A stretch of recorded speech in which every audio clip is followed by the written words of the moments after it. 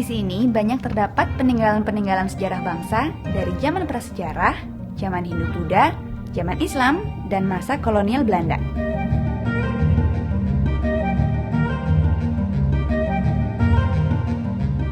Museum Nasional atau Museum Gajah dibangun pada 1862 oleh pemerintah kolonial Belanda di bawah pimpinan Gubernur Jenderal Reinier de Klerk.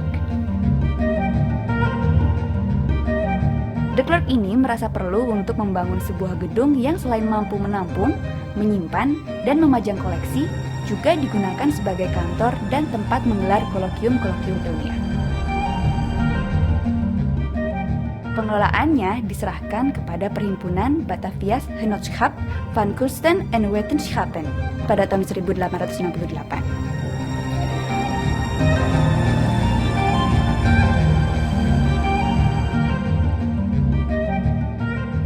Nah, kenapa disebut Museum Gajah? Nama itu baru ditambahkan ketika Raja Chulalongkorn dari Thailand, Muang Thai, menghadiahkan patung gajah yang terbuat dari perunggu pada tahun 1871.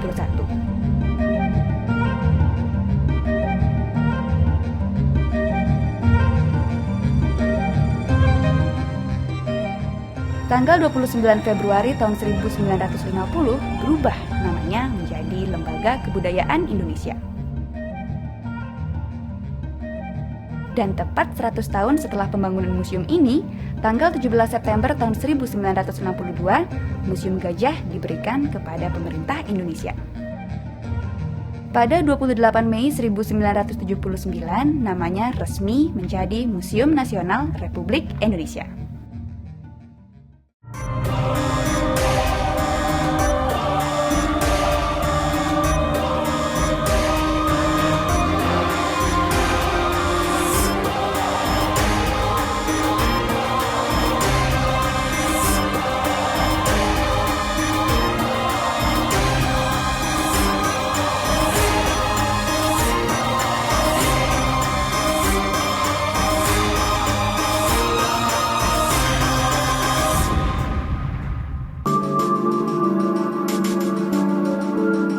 Koleksi di museum ini dikelompokkan dan tertata rapi, mulai dari zaman prasejarah sampai zaman Hindu-Buddha.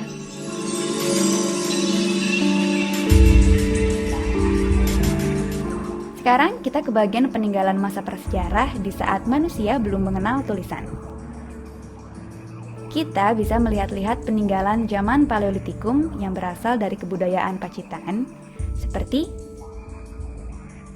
kapak genggam,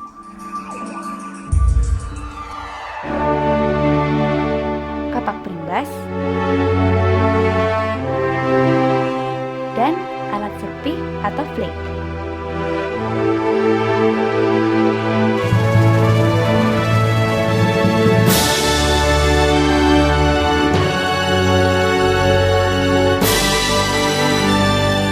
Yang ini masih dari zaman Paleolitikum yang berasal dari kebudayaan Nandong. Ada kapak genggam,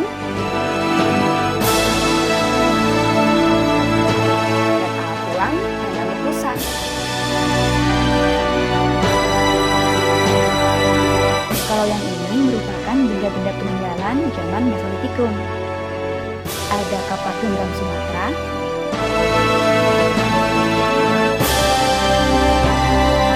alat-alat tulang dan tanduk,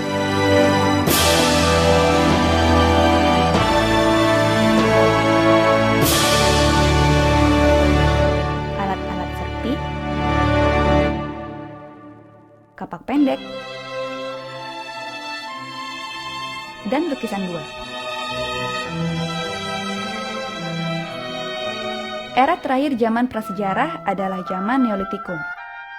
Inilah benda-benda peninggalan zaman Neolitikum. Ada kapak persegi, kapak lonjong,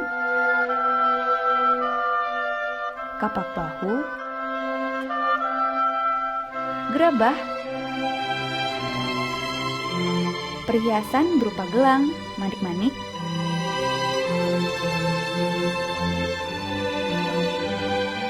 serta alat pemukul kulit kayu.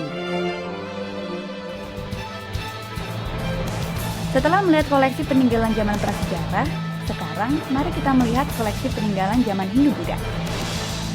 Kita mulai dengan patung-patung dewa Hindu. Ini adalah patung Dewa Brahma. Dan ini patung Dewa Wisnu. Nah, yang terakhir ini kalian tahu kan? Ya, betul. Ini adalah patung Dewa Siwa.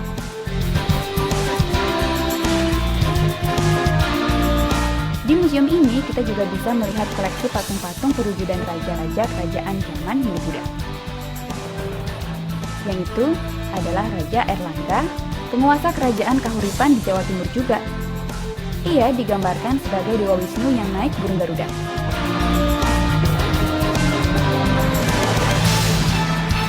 Ini adalah patung Raja Kediri.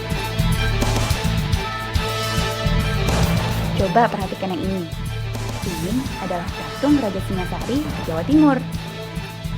Raja dengan bentuk tangannya yang banyak adalah perwujudan dewa bagi semua rakyatnya. Patung ini menggambarkan Raja Singasari perkasa seperti Dewa Siwa yang bertangan banyak.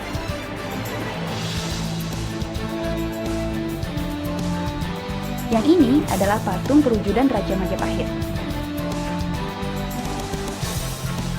Prasasti yang merupakan koleksi yang juga menyebut nama Mada yang kemungkinan berkaitan dengan tokoh Gajah Mada. Ini semua merupakan kekayaan bangsa Indonesia yang tak terhingga nilainya dan kita sebagai generasi penerus wajib memeliharanya.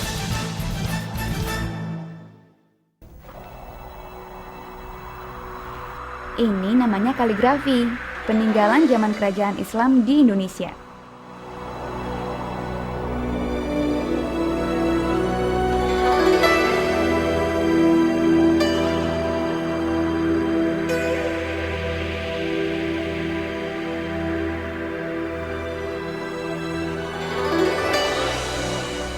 Selain itu, ada juga keramik Cina dari dinasti Han yang memerintah Cina antara tahun 206 sebelum Masehi hingga tahun 220 Masehi.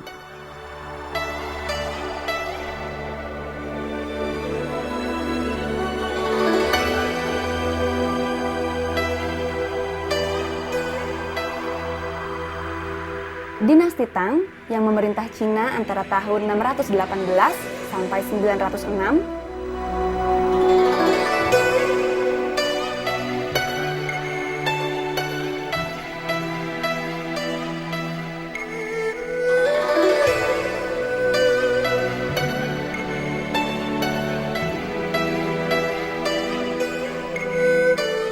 Dan dinasti Ming yang berkuasa di Cina sejak tahun 1368 hingga 1644.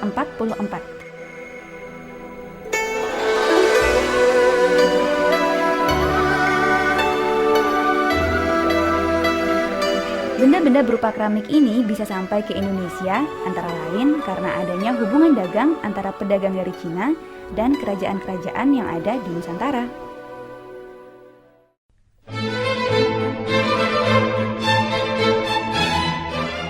Yang tak kalah menarik, ada juga koleksi perhiasan emas yang indah dan artistik.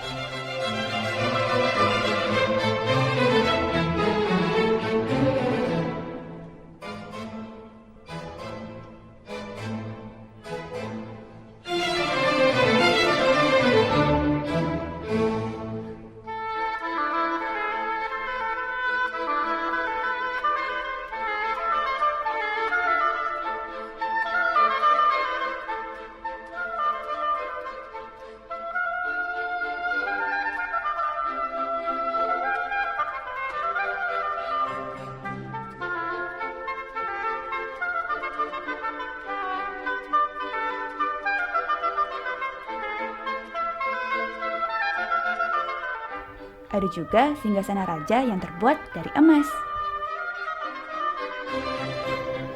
Peninggalan kolonial Belanda antara lain berupa buku,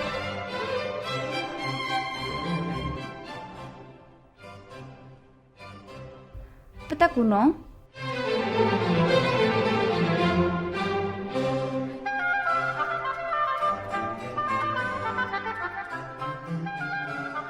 senjata,